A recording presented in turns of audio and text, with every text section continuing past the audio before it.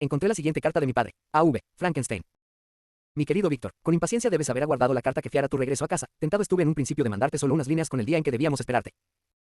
Pero hubiera sido un acto de cruel caridad y no me atreví a hacerlo. ¿Cuál no hubiera sido tu sorpresa, hijo mío, cuando, esperando una feliz y dichosa bienvenida, te encontraras por el contrario con el llanto y el sufrimiento? ¿Cómo podré, hijo, explicarte nuestra desgracia? La ausencia no puede haberte hecho indiferente a nuestras penas y alegrías, ¿y cómo puedo yo infligir daño a un hijo ausente? Quisiera prepararte para la dolorosa noticia, pero sé que es imposible. Sé que tus ojos se saltan las líneas buscando las palabras que te revelarán las horribles nuevas. William ha muerto. Aquella dulce criatura cuyas sonrisas caldeaban y llenaban de gozo mi corazón, aquella criatura tan cariñosa y a la par tan alegre, Víctor, ha sido asesinada. No intentaré consolarte, solo te contaré las circunstancias de la tragedia. El jueves pasado, 7 de mayo yo, mi sobrina y tus 2 hermanos fuimos a Plain Palace a dar un paseo. La tarde era cálida y apacible y nos tardamos algo más que de costumbre. Ya anochecía cuando pensamos en volver. Entonces nos dimos cuenta de que William y Ernest, que iban delante, habían desaparecido. Nos sentamos en un banco a aguardar su regreso. De pronto llegó Ernest y nos preguntó si habíamos visto a su hermano. Dijo que habían estado jugando juntos y que William se había adelantado para esconderse y que lo había buscado en vano. Llevaba ya mucho tiempo esperándolo pero aún no había regresado. Esto nos alarmó considerablemente y estuvimos buscándolo hasta que cayó la noche y entonces Elizabeth sugirió que quizá hubiera vuelto a casa. Allí no estaba. Volvimos al lugar con antorchas, pues yo no podía descansar pensando en que mi querido hijo se había perdido y se encontraría expuesto a la humedad y el frío de la noche. Elizabeth también sufría enormemente. Alrededor de las 5 de la madrugada hallé a mi pequeño, que la noche anterior rebosaba actividad y salud, tendido en la hierba, pálido e inerte, con las huellas en el cuello de los dedos del asesino. Lo llevamos a casa, y la agonía de mi rostro pronto delató el secreto a Elizabeth. Se empeñó en ver el cadáver. Intenté disuadirla pero insistió. Entró en la habitación donde reposaba, examinó precipitadamente el cuello de la víctima, y retorciéndose las manos exclamó: Dios mío, he matado a mi querido chiquillo. Perdió el conocimiento y nos costó mucho reanimarla. Cuando volvió en sí, solo lloraba y suspiraba. Me dijo que esa misma tarde William la había convencido para que le dejara ponerse una valiosa miniatura que ella tenía de tu madre. Esta joya ha desaparecido, y, sin duda, fue lo que tentó al asesino al crimen. No hay rastro de él hasta el momento, aunque las investigaciones continúan sin cesar. De todas formas, esto no le devolverá la vida a nuestro amado William.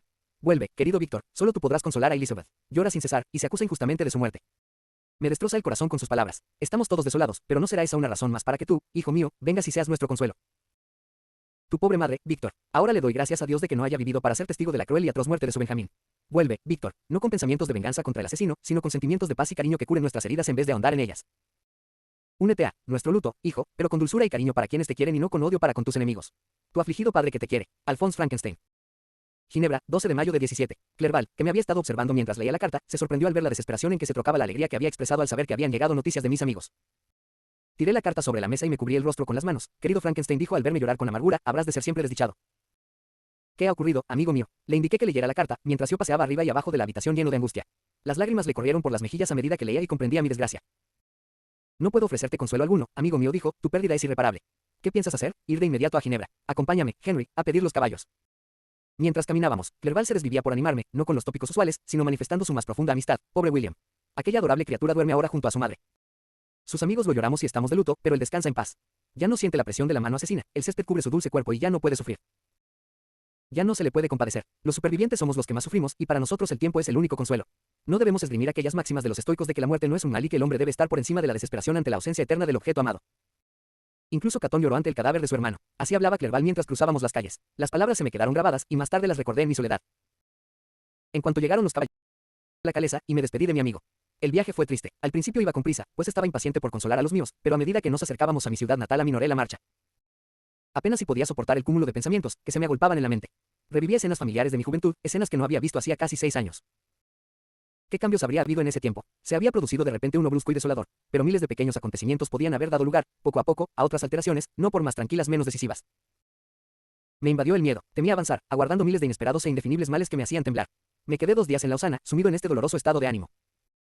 Contemplé el lago, sus aguas estaban en calma, todo a mi alrededor respiraba paz y los nevados montes, palacios de la naturaleza, no habían cambiado. Poco a poco, el maravilloso y sereno espectáculo me restableció y proseguí mi viaje hacia Ginebra. La carretera bordeaba el lago y se angostaba al acercarse a mi ciudad natal. Distinguí con la mayor claridad las oscuras laderas de los montes jurásicos y la brillante cima del Mont Blanc.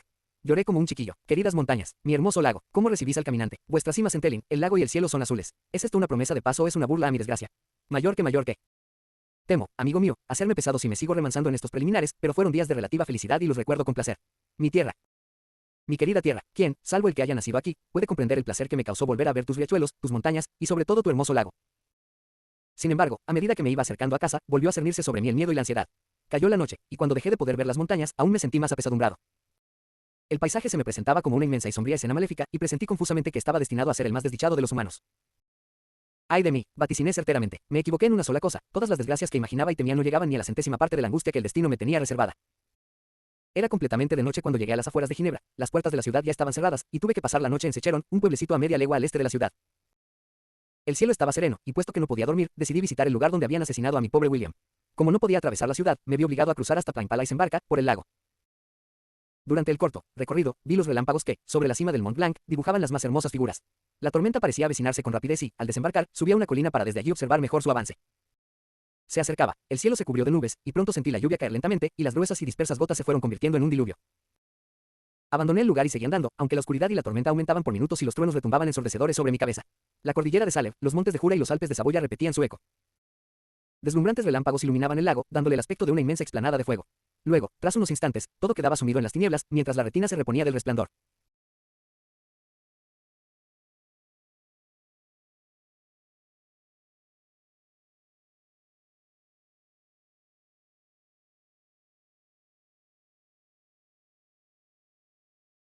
Como sucede con frecuencia en Suiza, la tormenta había estallado en varios puntos a la vez.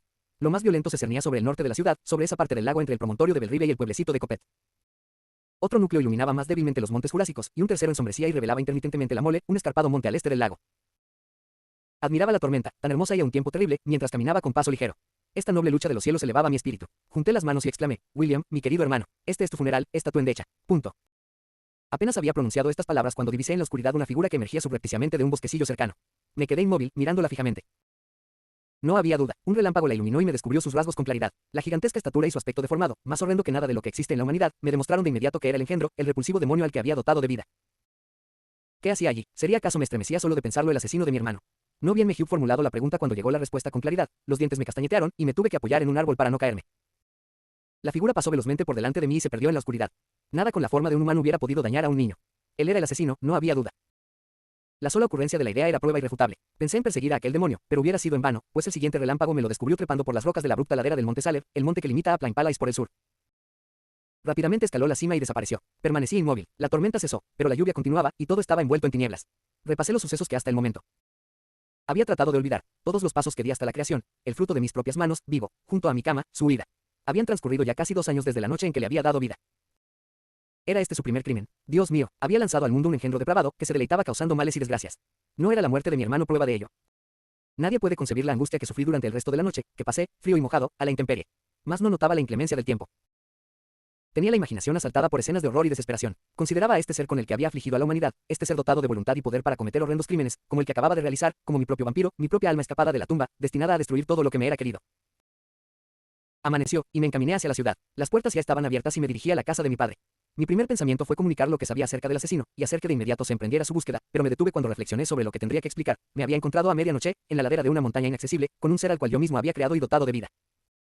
Recordé también la fiebre nerviosa que había contraído en el momento de su creación y que daría un cierto aire de delirio a una historia de por sí increíble. Bien sabía que si alguien me hubiera contado algo parecido lo habría tomado por el producto de su demencia. Además, las extrañas características de la bestia harían imposible su captura, suponiendo que lograra convencer a mis familiares de que la iniciaran. ¿Y de qué serviría perseguirla? ¿Quién podría atrapar a un ser capaz de escalar las laderas verticales del monte Salem? Estas reflexiones acabaron por convencerme y opté por guardar silencio. Eran alrededor de las 5 de la mañana cuando entré en casa de mi padre. Les dije a los criados que no despertaran a mi familia y me fui a la biblioteca a guardar la hora en que solían levantarse. Salvo por una marca indeleble, habían pasado 6 años casi como un sueño. Me encontraba en el mismo lugar en el que por última vez había abrazado a mi padre al partir hacia Ingolstadt. Padre querido y venerado, felizmente, aún vivía. Miré el cuadro de mi madre, colgado encima de la chimenea. Era un tema histórico pintado por encargo de mi padre, y representaba a Caroline Beaufort en actitud de desesperación, postrada ante él. Féretro de su padre, su vestido era rústico, y la palidez cubría sus mejillas, pero emanaba un aire de dignidad y hermosura que anulaba todo sentimiento de piedad. Debajo de este cuadro había una miniatura de William que me hizo saltar las lágrimas. En aquel momento entró Ernest, me había oído llegar y venía a darme la bienvenida. Expresó una mezcla de tristeza y alegría al verme. Bienvenido, querido Víctor. Ojalá hubieras regresado 3 meses atrás, nos hubieras encontrado felices y contentos. Pero ahora estamos desolados, y me temo que sean las lágrimas y no las sonrisas las que te reciban. Nuestro padre está muy apenado. Este terrible suceso parece hacer revivir en él el dolor que sintió a la muerte de nuestra madre. La pobre Elizabeth está también muy afligida. Mientras hablaba las lágrimas le resbalaban por las mejillas. No me recibas así, le dije. Intenta serenarte para que no me sienta completamente desgraciado al entrar en la casa de mi padre tras tan larga ausencia. Dime, ¿cómo lleva mi padre esta desgracia? ¿Y cómo está mi pobre Elizabeth? Es la que más ayuda necesita. Se acusa de haber causado la muerte de mi hermano, y esto la atormenta horriblemente. Aunque ahora que han descubierto al asesino, que lo han descubierto. Dios mío, ¿cómo es posible? ¿Quién ha podido intentar perseguirlo? Es imposible. Sería como intentar atrapar el viento, o detener un torrente con una caña. No entiendo lo que quieres decir, pero a todos nos dolió el descubrirlo. Al principio nadie se lo podía creer, e incluso ahora, a pesar de las pruebas, Elizabeth se niega a admitirlo. Es verdaderamente increíble que Justin Moritz, tan dulce y tan encariñada como parecía con todos nosotros, haya podido, de pronto, hacer algo tan horrible. Justin Moritz, pobrecilla, la acusan a ella. Están equivocados, es evidente. No se lo creerá nadie, no, Ernest, al principio no, pero hay varios detalles que nos han forzado a aceptar los hechos. Su propio comportamiento es tan desconcertante que añade a las pruebas un peso que temo no deja lugar a duda. Hoy la juzgan, y podrás convencerte tú mismo.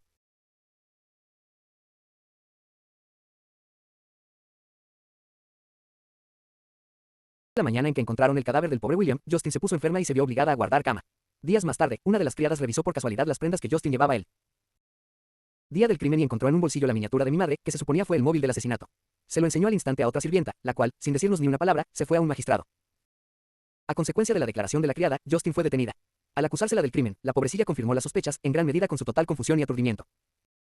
Parecía una historia de extrañas coincidencias, pero no logró convencerme. Estáis todos equivocados, le contesté seriamente.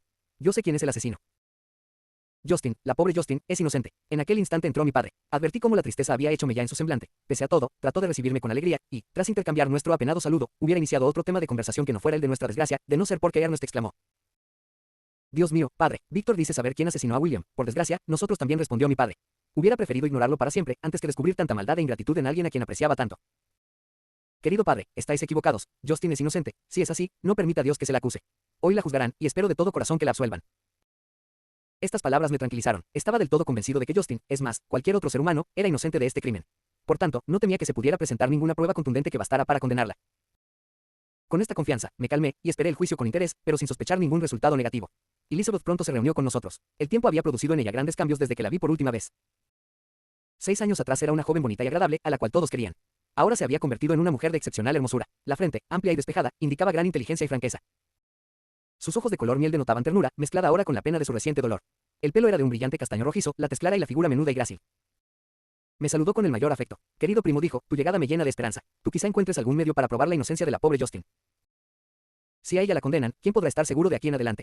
Confío en su inocencia como en la mía propia. Nuestra desgracia es doblemente penosa. No solo hemos perdido a nuestro adorado chiquillo, sino que ahora un destino aún peor nos arrebata a Justin. Jamás volveré a saber lo que es la alegría si la condenan. Pero estoy segura de que no será así entonces, pese a la muerte de mi pequeño William, volveré a ser feliz.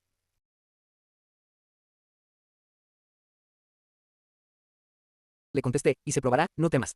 Deja que el convencimiento de que será absuelta calme tu espíritu, qué bueno eres. Todos la creen culpable y eso me entristecía mucho, porque sabía que era imposible. El ver a todos tan predispuestos en contra suya me desesperaba, dijo llorando. Querida sobrina, dijo mi padre, seca tus lágrimas. Si como crees es inocente, confía en la justicia de nuestros jueces y en el interés con que yo impediré la más ligera sombra de parcialidad. Capítulo 7. Vivimos horas penosas hasta